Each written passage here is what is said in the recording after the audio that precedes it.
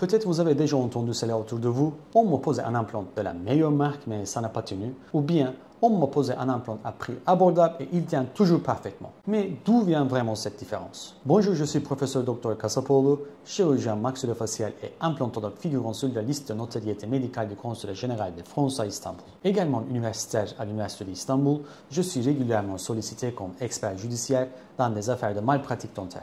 Aujourd'hui, nous allons aborder un sujet très critique au sujet des implants dentaires. Est-ce que c'est la marque de l'implant ou la compétence de praticien qui garantit le succès? Je vais vous parler de certains points controversés à ce sujet, mais bien sûr la décision finale vous appartient. Au fil des années, dans le cadre de ma position universitaire, j'ai été confronté à des milliers de cas d'implants réalisés de différentes façons et je souhaite ici partager avec vous certaines observations que j'ai notées. Lorsqu'il n'y a pas assez d'os à l'endroit prévu pour l'implant, des solutions comme on le met juste à côté, un peu plus en arrière, dans la bouche, peuvent causer des sérieux problèmes à long terme. L'approche scientifique dit clairement ceci.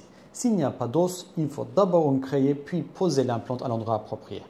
Un professionnel qui vous dit « créons d'abord l'os car c'est là que l'implant doit être » agit de manière éthique et fondée sur la science. Mais une approche de type « oui, ça va aller ici, on fera un don par-dessus, après ne vous inquiétez pas », oui, ça va aller vite pour avoir une dent visible, mais devinez ce qui est mis en danger, votre santé implémentaire sur le long terme. Dans certains cas, oui, on peut poser une dent le jour même, mais cela ne convient pas à tous les patients. La fusion entre l'implant et l'os, appelée ostéo-intégration, prend du temps. Une approche qui ne respecte pas ce processus biologique peut entraîner l'échec de l'implant ou son absence de fixation osseuse.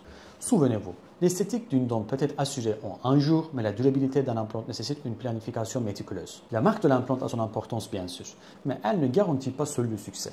Si vous placez un implant haut de gamme sous les mauvais angles ou si la direction de la dent prothétique ne s'aligne pas bien, cet implant sera vite endommagé sous les forces de mastication.